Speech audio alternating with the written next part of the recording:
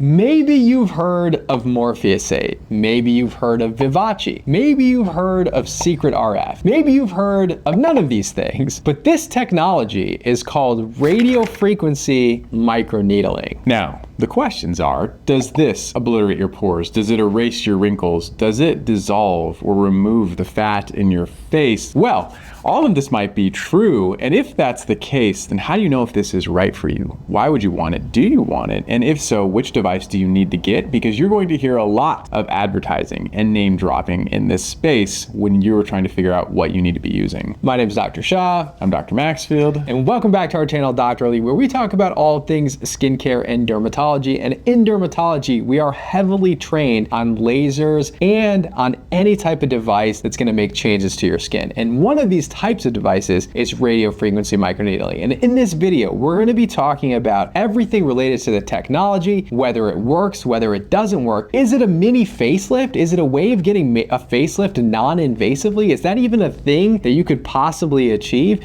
Is this even safe? Does it make you look younger, or does it actually make you look older over time? These things have been debated heavily online. These are devices that both of us have a lot of experience with. So let's talk about all things radiofrequency microneedling. All right, RF microneedling, here we go. Here we go.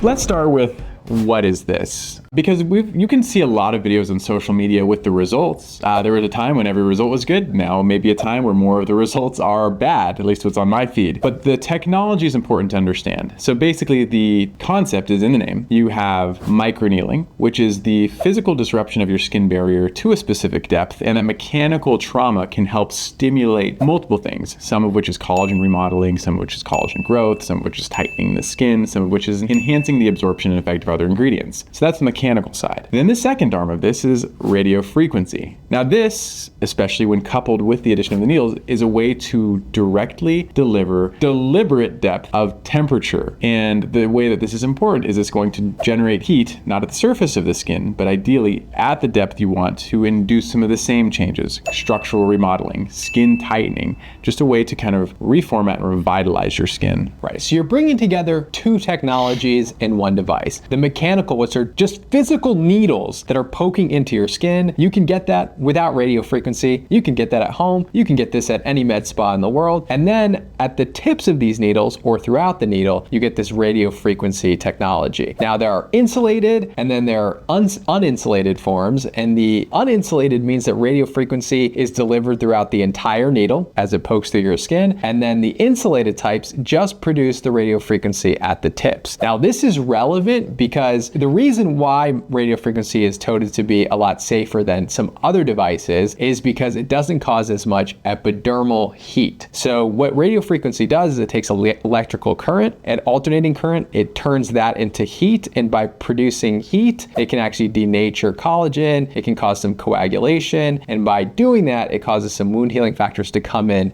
and build collagen. Now, if this happens throughout the entire needle, that heat will be delivered in the epidermal layer, that top layer of the skin, which can cause hyperpigmentation in some people by stimulating their melanocytes. And so by having insulated tips, you don't get any heat through the top portion of that tip, and then at the very bottom portion of the tip, at the deep layers of the skin, that's where you're delivering that radiofrequency and that heat. So it's able to protect the top layers while delivering the heat where you want to deliver it, which is the reticular layer of the dermis. Right, and now this is very important. Like, I can't emphasize this enough, because if you've ever done a procedure, whether it's a CO2 laser, I mean really any laser in particular, like there's this battle between controlling the heat and the temperature of your skin while trying to generate damage in a thoughtful way. So sometimes you'll see cooling devices, you'll see these. We actually have a really expensive cooling device. It's like a very expensive air conditioner. I moved from room to room to like cool the surface of the skin when I'm doing laser, but preserve that heat towards the bottom of the layer. And these insulated needles are a way to just, again, bypass the surface of your skin so you don't cause unwanted trauma and keep all of that damage right where you want it. So you're hearing this word damage a lot and you're thinking to yourself, why would I want to damage my skin? But it's very similar to working out, where when you're working out, you're actually causing a small amount of damage to your muscles. And in that process, your muscles actually get stronger. And you don't want to get to the point where you over-exercise your muscles to the point where they snap, where you get a muscle tear, where you get a tendon tear. Those things are bad. So you don't want to overly damage your muscles, just like you don't want to overly damage your skin. But if you cause just enough damage to your skin, your body is able to heal itself and actually produce more collagen and actually reverse some of the damage that's happening just from the sun and age over time. So just enough trauma is good, too much trauma is bad. And RF microneedling, by delivering fractional heat and fractional needles, it's able to heal itself without causing too much damage. Right. And so that's how it works. But what does that damage? What is this actually doing for your skin? Well, there are a lot of studies. So not only are there studies on microneedling itself, but there are studies with a combination of microneedling and radiofrequency, and there's studies on radiofrequency. So you throw it all together and you get an improvement in a lot of the age-related changes of your skin. So again, this can look like texture, this can look like pores, this can look like fine lines, it can look like deeper wrinkle improvement. Definitely a lot of studies combining therapies for things like melasma, hyperpigmentation. And so the benefits are very broad. And one of the things we've mentioned already is because of the controlled temperature, it's safer for up to all skin tones, depending on whose hands this is in. And that's huge. Like, you don't understand how big that is, because most of the energy-based devices are not safe for all skin tones. And so even for myself, who could say Fitzpatrick 4 probably, it's like I have very limited options when it comes to procedural changes for aging skin. So this is one that you will be able to use much more broadly for a lot more people. Right. I was very excited when I was first introduced to this technology, because I would see a lot of patients with darker skin tones, Fitzpatrick 4, 5, and 6, that would come in with acne scars. And I was very limited with what I could do with these people without causing hyperpigmentation or making the scars worse in any way. And so this, to me, was in a way where I could treat some of the signs of aging, some of the larger pores, and even some of the acne scarring without causing as much trauma to the epidermis that you see with other lasers. So it just gave me another tool in my armamentarium to treat a diverse range of skin types and a diverse range of skin conditions. Now, after I was first introduced to this, then it started exploding on social media, and I actually got a bunch of patients coming into the office and they were asking specifically for Morpheus8 treatments. And I've always said this before, not every procedure is right for everybody. Just because it worked on your friend or you saw somebody on social media use it and see it with good results doesn't mean it's the right device for you. But the problem as a patient coming in and you hear that you want this device and you go to a place that doesn't have a lot of other options or doesn't fully understand how this technology works, if you're a hammer, everything is a nail. And if you have a Morpheus8 in your office and you're a hammer, essentially, you're a Morpheus8, you're going to use it for every nail that comes in. And even if it's not the appropriate nail, meaning it's not the appropriate patient, or it's not the appropriate nail in terms of it's not the appropriate skin condition or problem you're trying to treat. And so this is where I see the main issues coming from this technology is wrong patient or wrong condition that we're treating, and sometimes the wrong operator, and that's how you really get in trouble with this device. So with that, then how do you determine you are the wrong patient? Like for conditions, which condition is not going to respond best to this? So when it comes to aging skin, we have different problems. I've talked about this already. You have textural problems. The Morpheus can be helpful for that. There are wrinkles and fine lines. It can be helpful reactively for that. It still does not replace Botox. Sorry, all of you Botox haters. It still doesn't replace Botox. Then you have pigmentary changes. And I said it can help, but I also caveated with complementing treatments, because you will find that for other people, IPL, lasers, they may be the better option. Vascular. This is another one I see a lot of redness. People complaining of redness after this procedure. That's another thing that IPL or especially vascular lasers might be better for. And then also, one of the things with the aging face is movement, migration, and loss of fat pads. And so how the relationship between RF microneedling and RF specifically and fat pads is extremely important. Right. So when we're thinking about what is this actually doing to the skin, for the most part, it's delivering energy at that reticular layer of the epidermis, of the dermis. Now, you could change the needle sizes where you're delivering the heat into the epidermis. You can also change the needle length that you're delivering heat all the way down into the subcutaneous fat. But this device and these devices were specifically created to target that dermal collagen layer of the skin. And what does that dermal collagen layer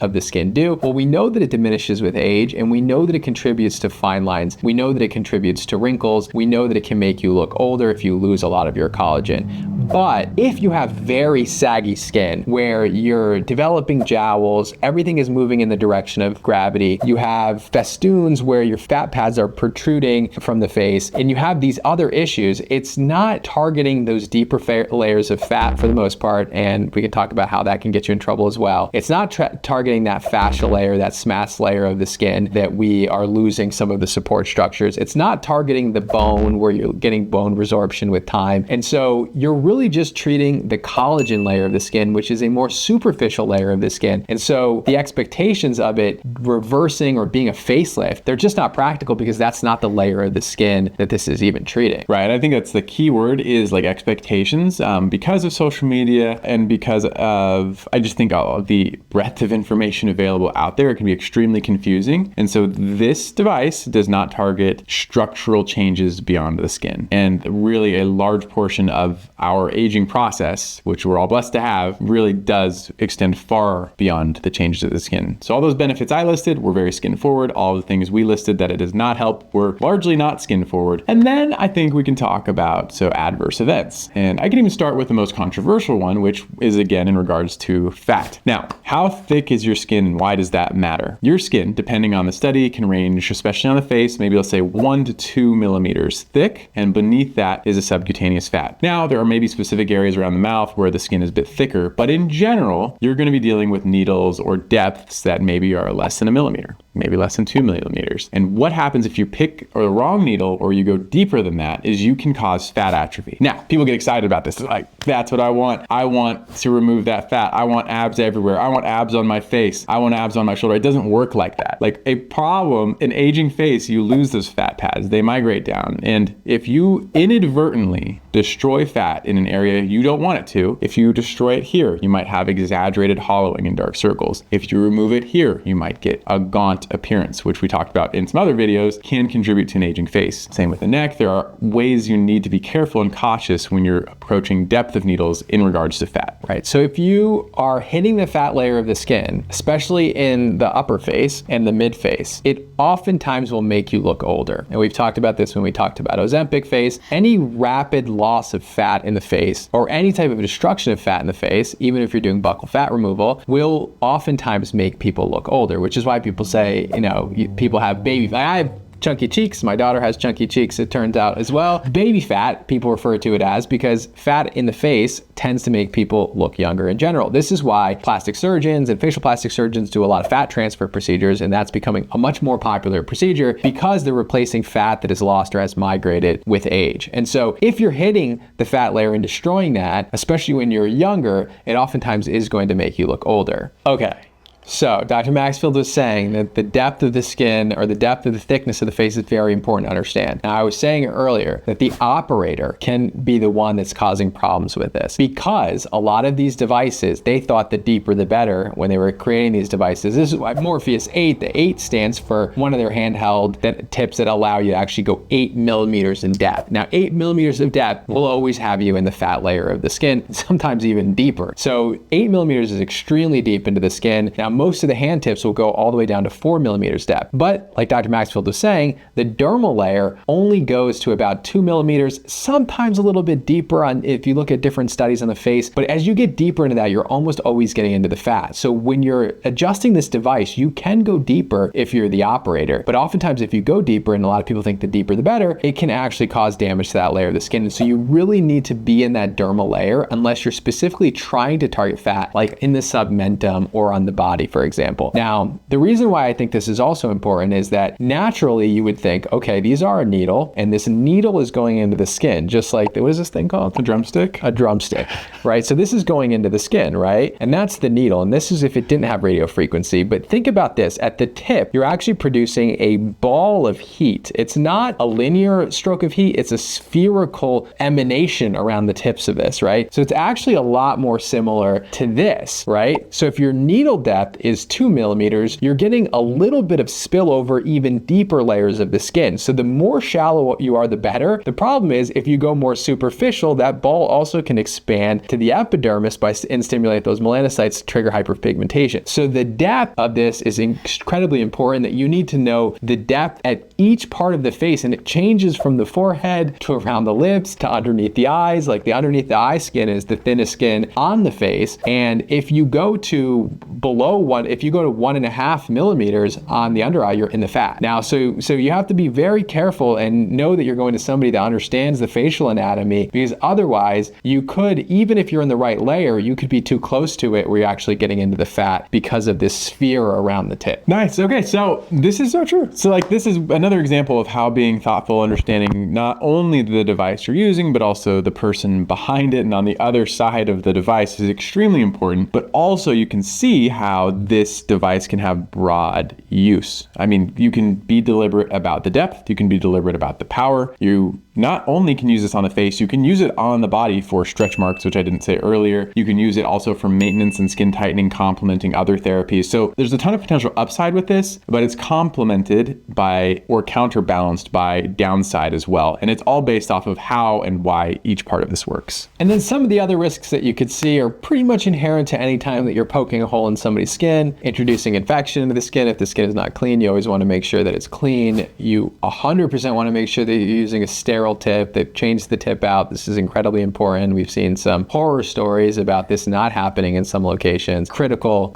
importance. Next would be reactivating latent viruses. So if you're somebody who has herpes type 1 on the lips and it gets reactivated often, let your provider know that this happens, because sometimes they'll put you on Valtrex to prevent an outbreak, especially if you're a frequent recurrer. And finally, scarring if it's not placed in the correct area. So if you place it too superficially, then you could get that hyperpigmentation. If you prevent it too deep, you can get that fat loss. If the settings are too high, you could potentially get some scarring. The risks are lower than in some other procedures with this, but it's just something you should be aware of. Right. So it is safer for all skin tones, but there are things you need to look out for. Again, some of these are just inherent across the board, and anytime you traumatize the skin. I have seen videos about people getting little telangiectasias or little blood vessel growths more prominently after this. Again, it's kind of a byproduct of trauma. It's not specific to this device. So now we've told you what it is, why it works, what it works for, and what to look out for. Now, which one should you use? And if you've at all Googled this, you might start getting targeted ads. If you go to different places, you'll hear strong opinions about which device works. And here's why this has been relevant to us on multiple fronts. One of which is this procedure journey is naturally inherent to us and you as our audience, because a lot of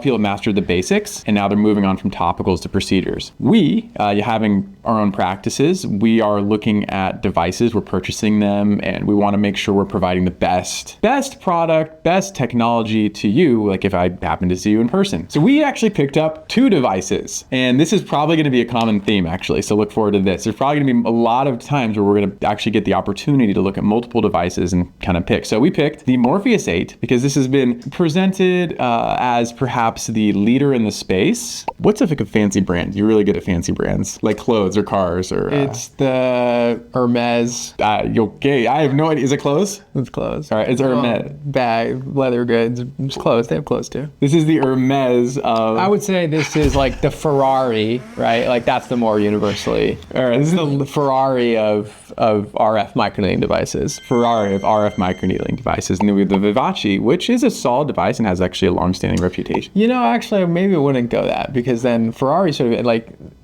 Ferraris a lot of times are better, right? So the question is, this is actually more like Hermes, right? Like where it's like a leather good, where it's the value is perceived by the brand rather than perceived by, and maybe we'll talk about that. All right, so M8 or Morpheus8 is back to the Hermes of radiofrequency microneedling, and Vivace is like the Whole Foods bag that you picked up on your way out that you get to carry your groceries in. Is that comparable? Yeah, well, I mean, whatever. I mean, it's fine. So in the end, So in the end, Morpheus8 has become the brand name associated with RF Microneedling. This is because they have done the most celebrity endorsements. They've had tremendous marketing. When you drive through Miami, you see a giant billboard of Morpheus8. And so they just have phenomenal marketing for a technology that's actually been around for a long time. It's not a technology that the company who makes Morpheus8 founded. It's just something that they've capitalized heavy on, and it's led to a lot of people coming into the office for these treatments. And anytime something becomes popular, you start to also hear a lot of the negative side effects or the bad outcomes of it as well. So they've got the upside of it. They also have gotten the downside of it, but they are the name that's most associated. So we thought, hey, this is probably the most expensive video that we've ever made. Let's get a Morpheus8. Let's get Vivace. Let's compare them head to head. This was actually helpful for us in a lot of ways because in our dermatology training, and anyone who is a dermatologist, plastic surgeon, facial plastic surgeon who is watching this video right now, you probably have this same issue as well. It is very difficult to get good information about devices when you are in training and beyond. You'll learn about the technology, but then when it comes to choosing specific devices, almost everybody that you run into has some type of conflict of interest. And we often don't even know what the truth is because the studies themselves are often sponsored by industry, and there's really no head-to-head comparisons of these technology. And so to really dial down on these technologies, you really have to get them in your hands, try them yourself, compare the device specifications, and then actually try them on patients to see if it's working or not working or performing how they say it's going to perform. And then in the end, which one's easier to use for you and which one are you actually seeing results with your patients, which ones are less painful, these start to become factors in choosing your devices in the end. Right. So with that being said, when we were looking, what are the minimum things we would want? We talked about skin depth and the depth of needles. Like we definitely want something for the face. We'll kind of limit our discussion there, even though we do use these more broadly. We want something with a needle depth that's controllable and reasonable. And then we also wanted it to be insulated, again, so we can direct the heat a little closer. And then we wanted a platform that allowed for a little bit of customization so we can tweak it again by area we're treating. And now both of these devices offer that.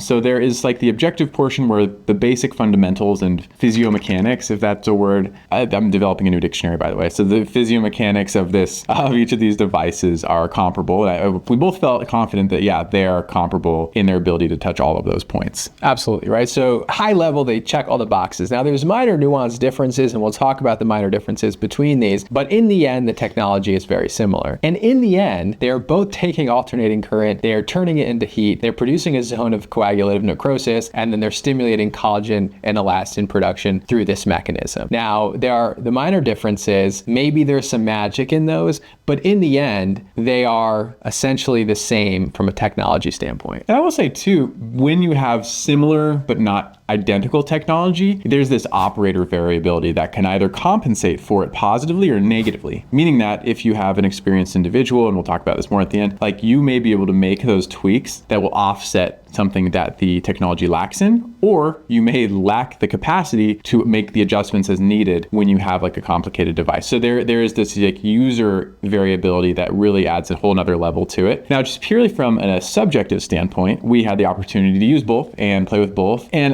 the results I found were really surprising. And I'll kind of let you talk about your experience with each of these devices first. Yeah, so I've actually used a few RF microneedling devices in the past, and neither were either of these. So that just shows you how many other devices there are out there that we're just talking about two specific ones. But these are my first times getting my hands on both of these devices. And just from a pure ease of use and ergonomic standpoint, I found Vivace way easier to use, way more comfortable to use, and a lot easier to just move around the patient's face. So this is just purely from an ergonomic standpoint. How did you feel about it? So I surprisingly felt the same way. I just feel like it was more intuitive, and so I'm also a surgeon. I do a lot of Mohs surgery, skin cancer surgeries, and so I'm very in tune with my body positioning when I move around the table and the patient, and I felt like this just felt a lot more natural. The flow felt better, the glide felt better. I kind of feel this again is just subjective, but that the patient experience was also better with that device, which was surprising, meaning that it is uncomfortable. You do have to go through topical numbing prior to this procedure, and they just seem to tolerate it a little better. Now again, that is like an N of very little. label, so take that with a grain of salt. But I think that also kind of spoke to the fluidity of the device and kind of how it just played overall. Yeah, so in the patients that we tested it on, a lot less pain with Vivace than with Morpheus8. And one of the interesting things is that there's more needles in the tips of the Vivace, and there are less needles in the Morpheus8. The diameter of those needles are bigger. So the needles are bigger in Morpheus8. So they're a little more painful when you have a bigger needle penetrating the skin, as you might imagine. And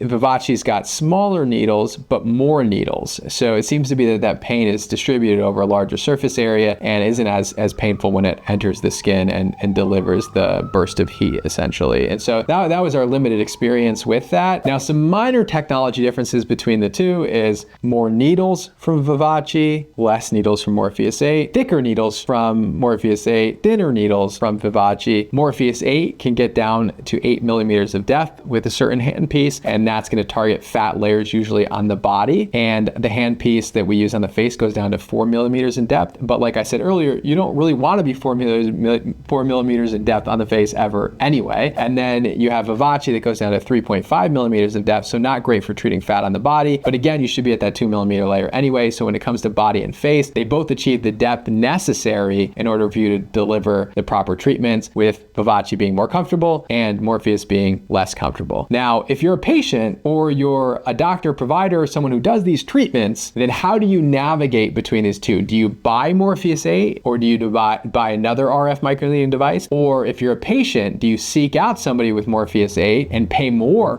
potentially than otherwise? Or does it not matter which device you're actually going after? So how do you navigate which one is for you? Well, if you're a patient, really you just need to be thinking about what are you going to be treating? Is it the face? And if so, then you may not need to concern yourself with Morpheus8. You don't need to pay more for the flagship product than using a Vivace or any similar product. It just is what it is. And then counterside being that if you're a provider, thought process is actually the same. If you are going to be treating the face, if that's your comfort level, if that is your focus, then don't need to pay more for the broader device flagship product. If you're going to be treating the body, then perhaps that is for you because you need to expand your repertoire and things and conditions you can treat. And as far as like, again, the comfort, discomfort level, anecdotally, perhaps Morpheus8 is a little more uncomfortable. Again, people will have different experiences out there. That's fine, just is what it is. And in terms of effectiveness, probably comparable effects. No strong studies saying like this head-to-head study showed unequivocally that this one is better than its competitor. That really doesn't exist anywhere. But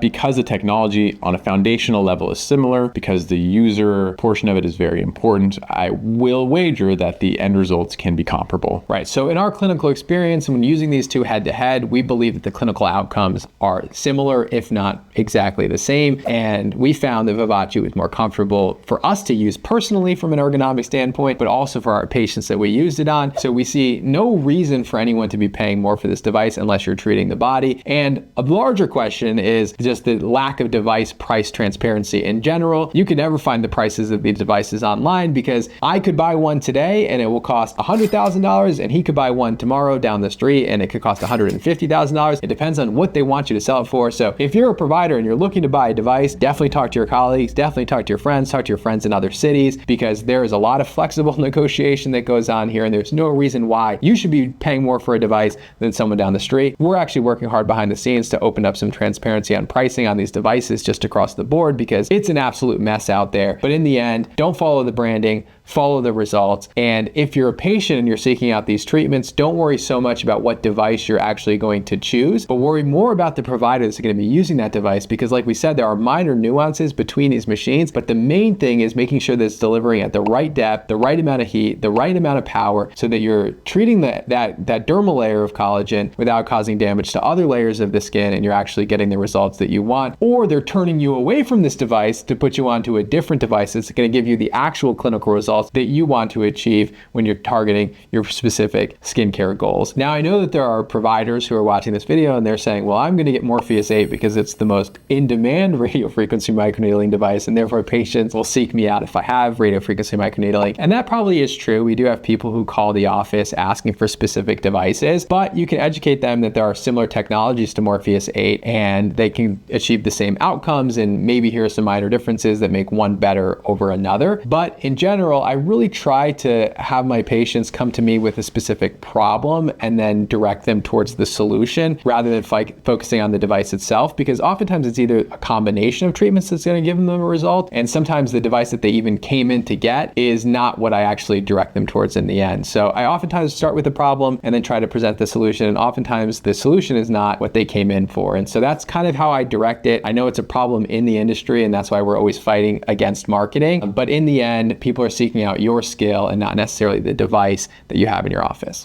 I actually want to reemphasize that point, both for you as a patient and also our colleagues as providers, because I can't think of you. So you said something really early on in our careers where you said people come to you and like you'll bundle your treatments. You like tried not to charge like X for this device. It was like, to get rid of this problem or to treat this problem comprehensively, we will give you this pricing. And I can't tell you how often I do that in the real world. They say, hey, I want filler, I want Botox, I want laser. And I always take a step back and say, okay, yeah, sure, we have that. What is your goal? What are the things you're trying to focus on? And I tell you, 9 times out of 10, what they wanted done is not what would actually best address their problems. And it's not like I'm trying to sell them on one device or another. And that's, I think, one of the values of seeing perhaps a dermatologist is because of the breadth of devices and skill sets. Like, I have a vascular laser, I have CO2 laser, I have IPL, I have a Morpheus, I have whatever. And so I have no desire to pigeonhole you into the one device. I am completely locked in on what is going to be best for your skin, and it may not even be me, and I'm always happy to refer out. So I think creating and curating a treatment plan based off of the problem is always going to be best. It's going to earn the most trust for you as a patient and also for you as a provider. And when it comes to purchasing a new device,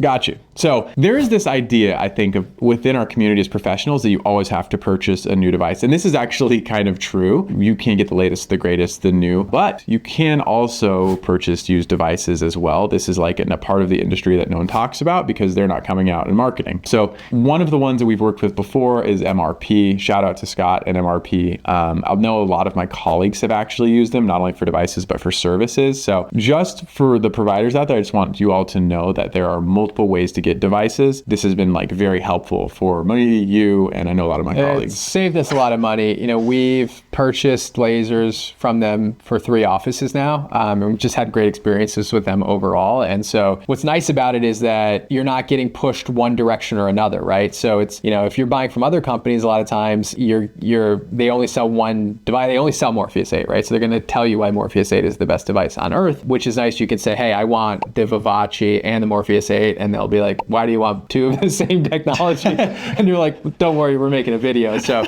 we're able to buy anything without getting pushed one direction or the other, which is kind of nice. But yeah, definitely talk to your colleagues about what they're paying for their devices. If you're buying new, if you're buying used, look for the best prices. It's very difficult to get a return on your investment in medicine nowadays. And I know a lot of doctors who have spent a lot of money on devices that lost them a bunch of money. So just be thoughtful. Are you going to use this device? And will you be able to justify the cost of that device and the treatments that you're delivering? How many treatments would you need to do to be even net neutral? And how much is the refillable on that device? Meaning that if you have to change out the tip every time, how much does that disposable tip cost? And how much are you charging for the treatment? What is your profit? What are you paying the provider, et cetera, et cetera? It's all a business in the end, and you have to make it work for you. You can't lose money and run a medical practice. And so all of this becomes part of the calculus when you're choosing which device to get and which company to buy them from. So yeah, that is kind of a bold statement and a challenge, not only to the providers out there, but also I think in general, as we continue making this type of content through our journey and this exploratory adventure into procedures and our just presentation of this to you, I'm hoping that it'll kind of spark a little bit of change or insight, because there is pressure on both sides, right? Like there is pressure for your doctor or provider to purchase the more expensive device because you're seeking it as the consumer. But I think the more educated we all become in this realm, the less that will happen. It's actually, this is akin to, this is medical grade skincare. This is medical grade skincare in device form. And because there is this upcharge on names, it may not always, maybe it's warranted sometimes, but maybe it's not always warranted. And I think that eventually the mystique will wear off and we'll kind of get down to the formula, the nuance of what's actually working for you in the product that's working for your skin and your goals. And that may supplant and supersede the value of a brand in the future. That's kind of where I see this going. That may not happen, and maybe we're wrong. But I kind of think that's the direction this is inherently going to go. Yes, absolutely. And the goal of this new series where we're going to be talking about devices, comparing devices head to head, talking about the technologies is, and many of you have grown with us over the past 5 years of creating content. You want to know what's next. You're starting to face different issues with your skin. And this is one of the most complicated spaces to navigate, not just for patients, but it's also difficult to navigate for doctors as well. And so we are going to be diving deep in industry. We're going to be ripping through the studies. We're going to be talking to experts, and we're going to try to deliver you the most clear and concise and unbiased information when it comes to devices and in-office procedures. So stick with us. Let us know what else you want to learn about. What do you want to know comparing two different devices? Because we have a lot headed our way. We will be getting these devices in the office, and we're going to carry that in order to deliver the best information to all of you. So hopefully you found this helpful. Please like, comment, and subscribe, and let us know which devices or treatments you want to talk about next. Yeah, we appreciate you. Thank you for being on this journey with us. It's an evolving journey for both us and for you as we all get a little older and experienced. So thank you for this, and we will see you next time.